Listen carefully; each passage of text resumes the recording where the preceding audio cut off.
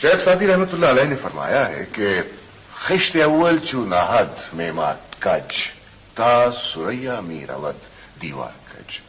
اگر عمارت کی اصلاح مقصود ہے تو ہمیں بنیاد سے کام شروع کرنا ہوگا. انہیں کسی عجائب گھر میں ہونا چاہیے تھا. آپ کلاس 1 کے بچے کو لیجئے, اس کی کتابوں کو دیکھیے, کتنا ظلم ہے.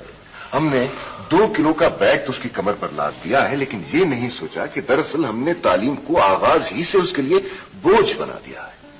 اس کی کتابوں کو دیکھیے, اس میں کوئی حسن نہیں ہے, اس کے لیے کوئی دلچسپی نہیں ہے. پھر جب وہ آگے بڑھتا ہے تو ہم مزید کتابوں کا بوجھ اس پر لاد دیتے ہیں. گدھے اور گھوڑے میں کوئی فرق نہیں رکھتے.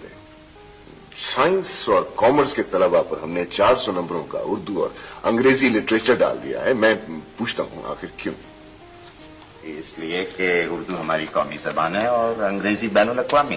جی درست, آپ نے زبان کہا نا, میں بھی یہی کہتا ہوں کہ انہیں زبان پڑھائی, فنکشنل لینگویج جس میں وہ لکھنا پڑھنا اور اظہار کرنا سیکھے.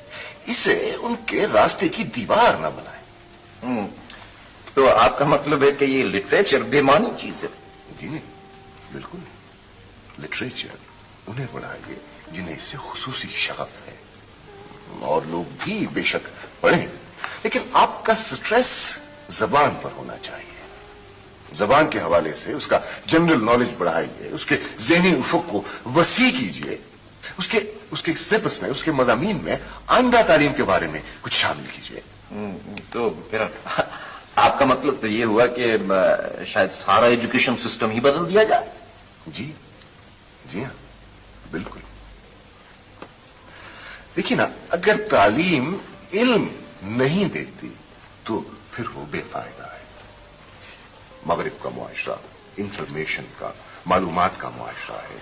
ان سے اگر کچھ لینا ہے تو ان کی اچھی چیزیں لیجیے, ان کی علم سے لگن, فرض شناسی, پابندی وقت اور ڈیڈیکیشن لیجیے.